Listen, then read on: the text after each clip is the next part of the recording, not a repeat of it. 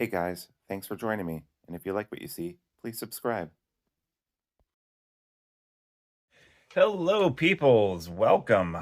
I am going to open a Grail knife, a knife I have been trying to get for 2 years at least. Uh, this knife, well, first, what is a Grail knife? A Grail knife is any knife, I think, for me personally, a knife that you've been trying to get, I've been trying to get for several years, that I've gone out of my way to try to get. And I've always missed out on the drops or the lotteries or whatever. And something that you've always in the back of your mind thought, man, I really want to have that. And made by someone special, made by someone you follow their career of, and you just like their stuff. So I'm going to go ahead and open it up. And if you know who made this knife, or you know who made this knife, then you might be able to guess what is in here. So this is from MBK, and MBK is Monterey Bay Knives in California, and I am really excited about this. Oh yeah.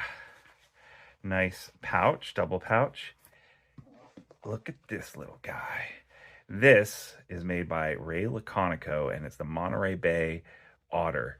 And it has been very hard for me to score this guy. So let's open it up. Oh yeah, very nice.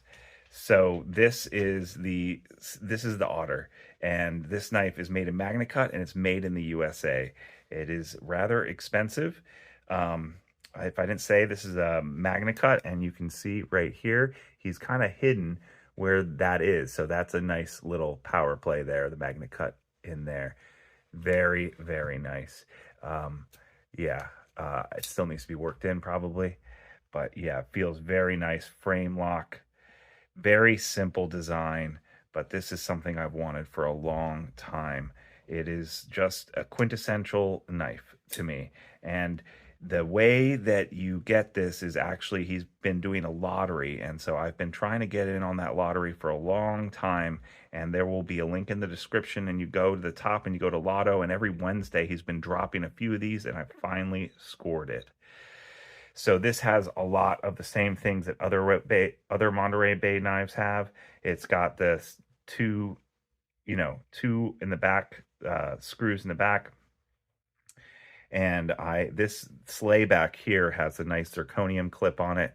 I don't know if I will put that on this knife. This is just a bent one, but we'll see. But oh yeah, feels so nice. And let's try to finger flick it. Flicking it is going to be harder because of where the frame lock is. Yeah, it's maybe impossible. And I don't think that you can well, you can kind of front flip it. There's almost enough of a tab up top here. The action on that feels really nice. So this is so cool. I am so glad I finally got this little Grail knife. I really like his stuff. This is American made, and it is very, very nice. It feels really nice. Like, there's just something about the machining on this that just feels really nice. It's not necessarily a full-size knife. I mean, I can obviously get all 4 fingers on it, but at the same time, it's a little small, very sharp, very, very sharp. Yeah, that's a very sharp blade. And the finish on this, I guess, what would we call this? This metal tumble work finish almost reminds me of the finish on a Hinderer knife, as far as like the battle, or what do they call it? The battle wash or the battle finish. Very nice. And it just flicks right open. Yeah, that's very cool. Very, very cool.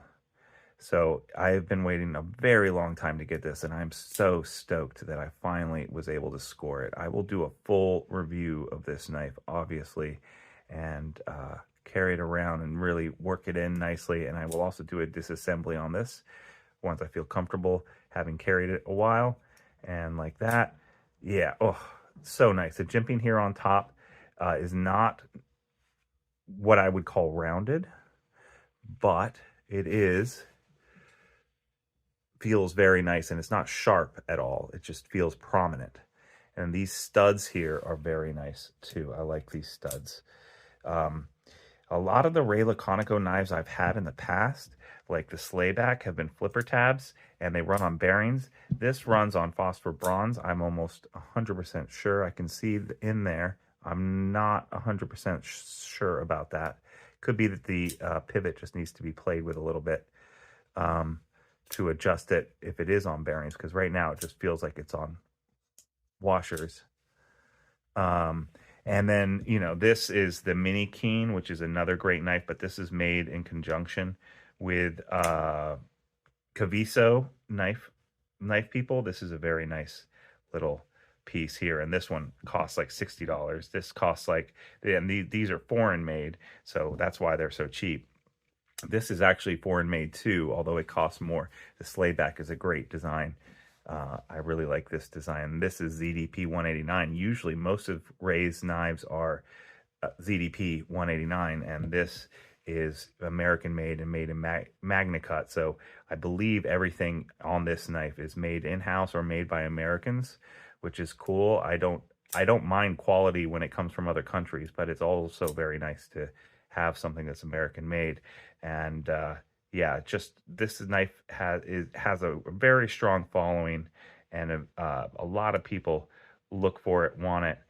So it's just been really hard. I've been going on the Wednesday lottos for this for ever since he started doing this, like 6 months ago or a year ago when he started dropping small batches of these. I've been going on, and my name has never been drawn, and then it finally got drawn, and I picked it up. So very, very cool. I am so ecstatic to have this finally in hand. This feels great. It's nice and slim. It's going to disappear in the pocket. And it is super sharp. And yeah, this is cool. Thanks so much for joining me. If you like this, like and subscribe. You can also become a Patreon member. When you become a Patreon member, I think it's only $3, you can then be entered to win a knife every month. I do a drawing for a knife.